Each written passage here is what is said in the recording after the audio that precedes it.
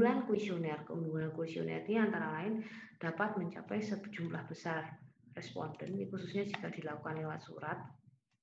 Jadi kalau ngirimnya via surat kan ngirimnya langsung banyak gitu ya. Ya semoga saja jawabannya bisa penuh, tapi cuma kadang bisa terpenuhi banyak itu seringnya kalau kita langsung menjemput langsung kepada si responden, jadi langsung ke tempatnya. Biasanya itu lebih banyak dapatnya. Kalau ngirim kadang nggak dibalikkan gitu ya, nggak dikirim balik ke kita. Nah, jawaban bisa dianalisis secara mudah dan bersifat kuantitatif. Selanjutnya, kelemahan kuesioner ini hanya dapat melihat masalah secara terbatas. Hal ini disebabkan responden dibatasi dalam menjawab pertanyaan. Jelas, ini nantinya akan terkait dengan variabel. Jadi, kalau kita nantinya membuat suatu pertanyaan gitu ya, itu all about variabel yang kita gunakan. Ada yang menyalakan suara, ini di mute dulu ya, soalnya suaranya masuk gitu. Nah, kemudian kalau kita membuat pertanyaan tersebut, usahakan pertanyaan-pertanyaannya yang singkat, padat, jelas, jadi tidak bertele-tele. Ada kemungkinan responden tidak memahami isi pertanyaan dan interpretasi mereka, pemahaman mereka berbeda dengan apa yang ingin kita tanyakan, kayak gitu. Jadi usahakan ya itu tadi, singkat, padat, dan jelas, tidak membingungkan si responden. Gitu. Kemudian yang terakhir, ada kemungkinan terdapat missing data. Itu ada beberapa kelemahan dari kuesioner sendiri. Cara mengembangkan kuesioner, yang pertama jelas kita harus menjelaskan tujuan penelitian atau pengadaan kuesioner ini. Jadi kemudian jika perlu, berilah jaminan bahwa tidak diperlukan pencantuman nama atau identitas responden. Kadang responden itu tidak berminat untuk menulis namanya, jadi gitu ya cuma ngisi gitu aja, tidak ingin memberi nama identitas. Makanya kita juga harus tidak paham dengan kondisi tersebut. Makanya lebih baik tidak mencantumkan nama si responden. Selanjutnya, menentukan apakah pertanyaan bersifat positif, negatif, atau campuran di antara keduanya. Jadi kan kalau kita membuat pertanyaan kan kadang ada positif, ada negatifnya. Nah, itu jangan yang lugas gitu ya, yang jelas. Jangan ngambang dan terlalu panjang. Balik lagi, singkat, padat, dan jelas untuk pertanyaan. Melakukan pilot test uji validitas rehabilitas kuesioner sebelum memberikan ke responden. Jadi seperti materi yang sudah saya berikan sebelumnya, bahwasanya saat kita membuat kuesioner itu tidak untuk penelitian yang sebenarnya, tapi kita juga harus mencoba untuk ngecek validitas rehabilitas dari kuesionernya kita. Baru setelah nantinya pertanyaan-pertanyaan kita tersebut, kuesioner kita tersebut sudah sudah memang benar, sudah valid, kita akan terjun untuk mengambil data yang sesungguhnya. Gitu. Selanjutnya, menentukan alat analisis yang nantinya digunakan. Jadi tidak hanya kita membuat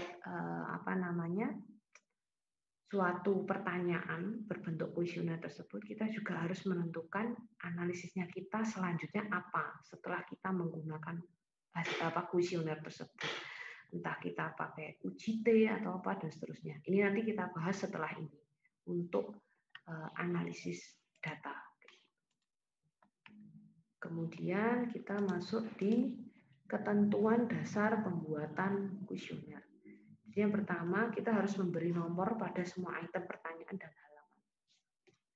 Usahakan setiap subvariabel yang kalian gunakan itu wajib membuat membuat suatu pertanyaan itu dari perwakilan dari subvariabel tersebut minimal ada 3 pertanyaan. Ini untuk menghindari bias nantinya jika dimasukkan ke SPSS. Gitu ya. Beri tanda identifikasi atau catatan pada setiap halaman. Selanjutnya, beri alamat untuk mengembalikan kuesioner setelah diisi. Kadang kalau kuesionernya itu on the spot ya, langsung di tempat diberikan kepada si responden, itu responden kan tahu kita, jadi akan dikembalikan ke kita.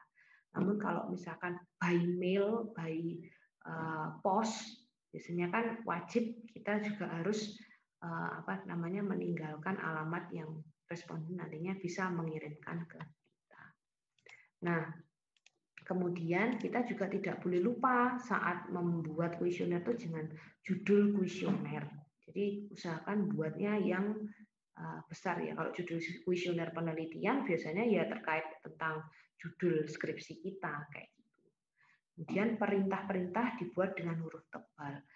Nah, saat kita membuat kuesioner kita juga akan membuat perintah pengerjaan semacam itu. Jadi kalau kalian ujian itu kan ada perintah untuk mengerjakan ujian, ujiannya harus diapakan. Nah, untuk kuesioner sendiri juga harus ada perintah-perintahnya. Misalkan, mohon berkenan untuk mengisi kuesioner ini dengan mencentang sesuai dengan jawaban yang dikehendaki. Misalkan kan kalau pakai skala Likert, pilih 1, misalkan sangat puas, untuk angka 2 itu puas, yang angka 3 itu sangat puas, puas, tidak puas, sangat tidak puas untuk yang terakhir. Misalkan seperti itu.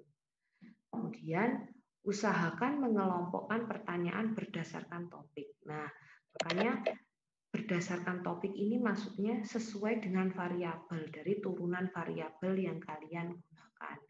Contohnya, misalkan untuk analisis kepuasan penumpang ya. Jadi mau melihat analisis kepuasan penumpang dilihat dari segi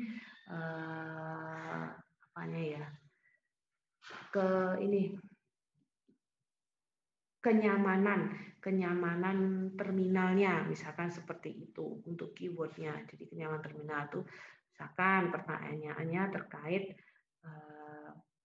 di terminal tersebut